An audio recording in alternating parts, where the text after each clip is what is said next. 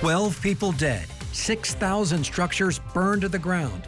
One of the most destructive wildfires in California history has a Central Florida connection. As the world watched in horror as the Palisades Fire burned, victims perished in the smoke and flames. Investigators have linked the deadly Palisades Fire to a Brevard County man, a person they call a malicious arsonist who enjoyed watching his own work. The defendant walked up the same trail from earlier that night to watch the fire and firefighters. We have live team coverage from Orlando to his hometown of Melbourne to Los Angeles, right now at 5. And investigators say his lies, his cell phone, his Google searches all led to his arrest in Melbourne after they got suspicious and put 29-year-old Jonathan Rinderknecht under surveillance. Good evening, I'm Greg Warmoth. And I'm Darlene Jones. These are the images of that massive wildfire that dominated the headlines for weeks across our country. And that suspect investigators say is responsible for all of this saw a federal judge in Orlando just about 3.5 hours ago. Here is the latest. This is a photo of 29-year-old Jonathan Rinderknecht. He saw a federal judge again in federal court in downtown Orlando this afternoon. The Melbourne man who lived in the Pacific Palisades at the time faces charges including malicious destruction by means of a fire. In court this afternoon, he told that judge he is not mentally ill. We have live team coverage tonight at 5 o'clock. Breaking down every angle of this story. Channel 9's Ashlyn Webb went to Melbourne where he was arrested, but we start with Channel 9's Valerie Boy, who was in federal court. Val, what else do we know that came out of that hearing?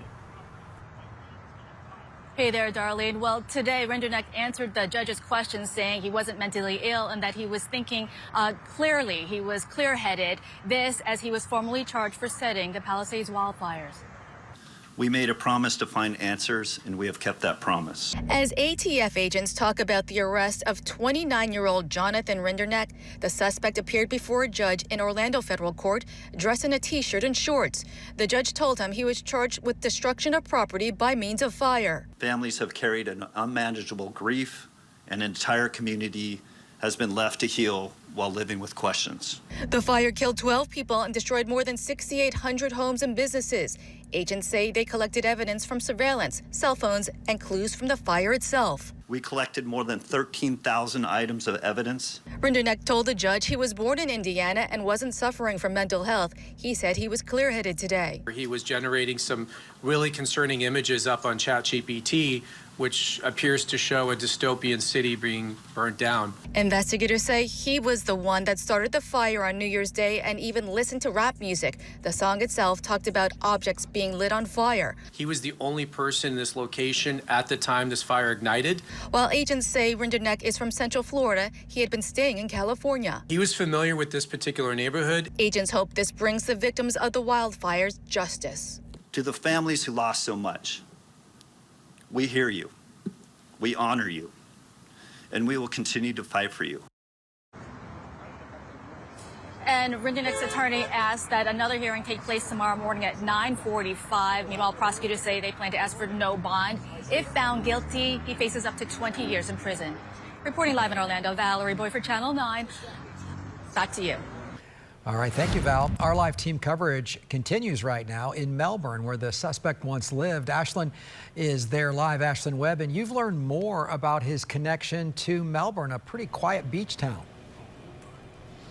Yes, and we know that he lived here in Brevard County since at least 2016. That is when he registered as a voter at the age of 20. We know that before then, he lived in Indiana. He was born there, and he spent at least part of his childhood there. But again, his voter registration tied back to an address on Del Mar Circle in Melbourne, where we were at today. No one was home there. The property is tied to 2 other people with the same last name, who we're told by neighbors is his brother and sister-in-law. Neighbors say they moved out of here earlier this summer, and this house is now up for sale. Now, we spoke to neighbors nearby who say they didn't know him personally, but are shocked to hear that he is the suspect in a crime that happened on the other side of the country that was so high profile.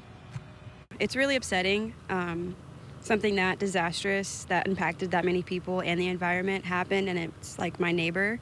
I just hope that, his family, they're doing okay, and I hope, everything that should happen happens the right way and that justice is served.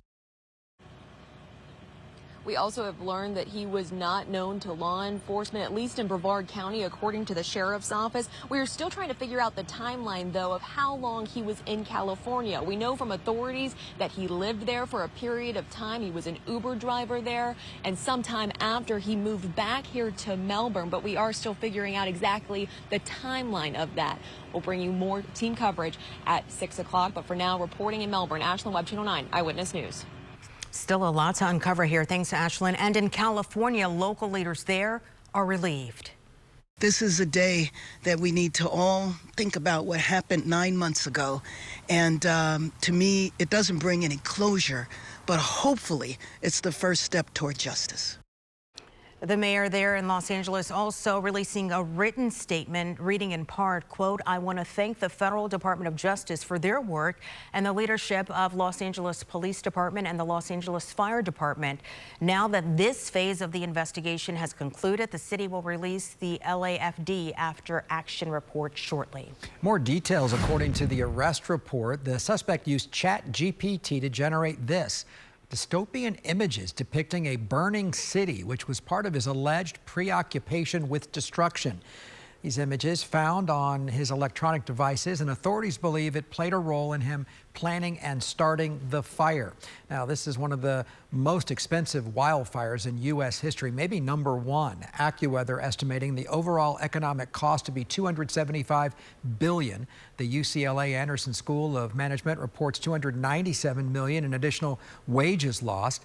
The Los Angeles County Economic Development Corporation suspect up to $54 billion in property damage. S&P Global Ratings project $40 billion in insurance losses. And again, 12 people died. We'll have continuing coverage of this arrest during the newscast. Coming up at 5:30, I'll be joined by certified chief meteorologist Tom Terry. He will break down just how big this fire was and the winds that fueled it. And then coming up at 6, more on the bizarre French music video, a rap video.